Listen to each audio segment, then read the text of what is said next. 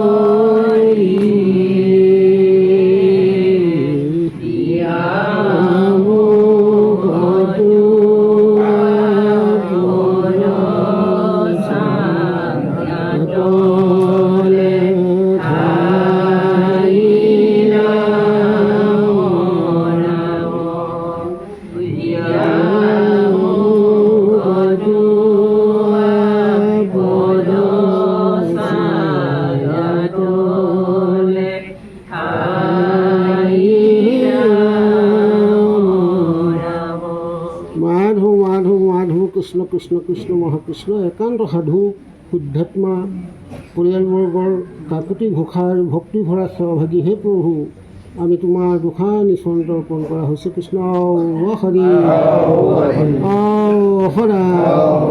হে নৰবী নাৰায়ণসকল আপোনাৰ সব মহাজন আপোনাৰ সব মহাভাগৱত প্ৰভুৱে ভাল পোৱা গোপী সদৃশ মাতৃহত আপোনাৰ সব কণিত ভকত ৰূপে ভগৱন্ত অৱতাৰ আপোনাৰ সবক আমন্ত্ৰণ কৰি আনি আপোনাৰ সবৰ মুখপদ্ময় বৈকুণ্ঠৰ মহানামশাৰী কীৰ্তন কৰোৱাৰ শেষান্তত এই সাধু পৰিয়ালবৰ্গৰ শুদ্ধাত্মাসকলে কাকুতি ঘোষাৰে সৈতে আপোনাৰ সবৰ চৰণৰ যোগেদি প্ৰভুৰ চৰণলৈ সেৱা ধৰিছে প্ৰভু অন্তৰ্যামী প্ৰভুৱে সকলো হিয়াৰ কথা গম পায় প্ৰভুৰ চৰণে জনোৱা হৈছে বোলে কৰুণাময় ৰাম কৰুণাময় কৰিও কৃপা যেন উচিত হয় তুমিকে ৰাম কৃপা ৰখেৰ নিধি তোমাৰ কৃপা বিনে নাহিকে সিদ্ধি তোমাৰ কৃপাকেহে কৰিছোঁ আশ অৰুণ পদতলে দিওঁ কবাক অৰুণ পদতলে দিওঁ কবাক এই সেৱাতে গুৰুদেৱ নাম ভকতো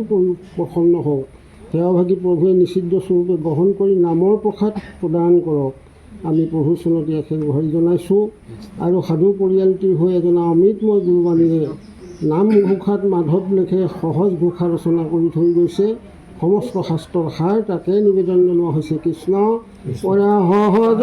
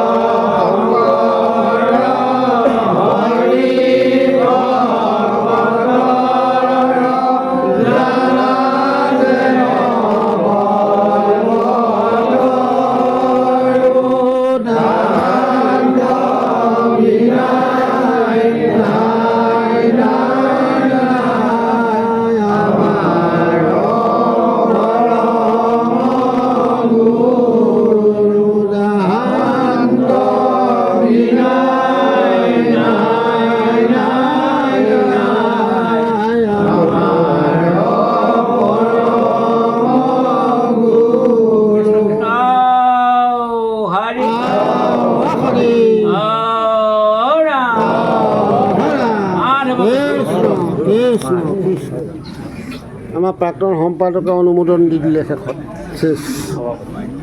প্ৰাক্তন সভাপতি ন সম্পাদকে চাই আছে আমাৰ পোৱালি ভকত আমাৰ দেখিছে নাই তেওঁ জিলিকি আছে এইফালে মুখখন